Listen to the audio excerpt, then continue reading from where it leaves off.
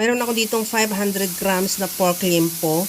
Hiniwa ko lang ng pa-serving cut or bite size. I-sear ko muna yan hanggang sa mag-brown or hanggang sa maglabas siya ng mantika. Kagaya nito sa nakikita mo, itabi ko muna yan sa kawali at igisa ko na rin dyan yung bawang.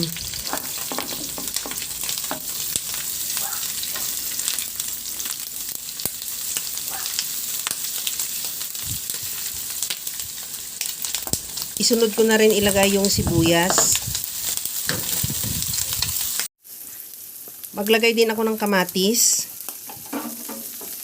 At isabay ko na rin sa paghalo yung karni para masabay na rin sa paggisa. Ilagay ko na rin yung carrots at patatas.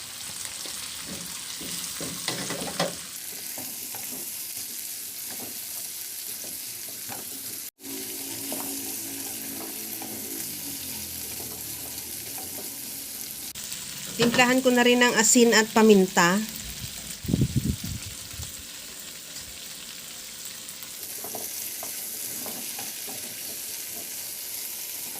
Okay na tong ating karni at yung patatas at carrots. Maglagay na ako ng tubig.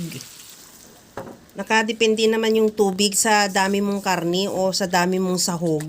At takpan ko yan hanggang sa maluto lang din yung karni na maglambot at the same time yung patatas na rin at carrots.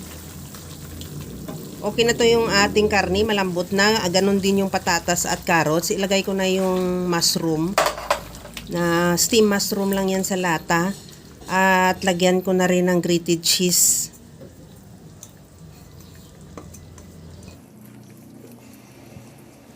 Ihalo lang din yan hanggang sa mag-melt lang din yung cheese. Para mas lalong creamy yung ating ulam, maglagay din ako ng evaporated milk.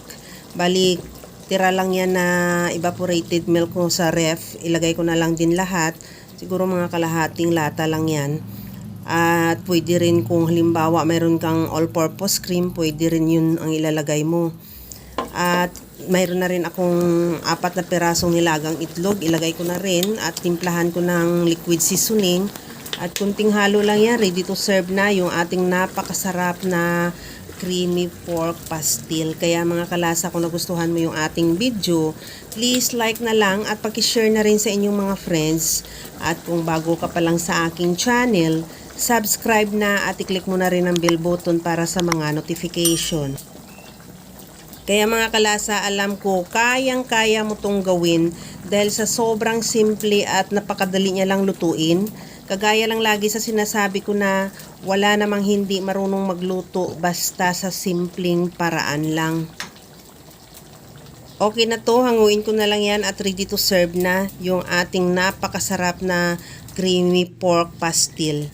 Hanggang sa muli mga kalasa, thank you for watching. Bye-bye!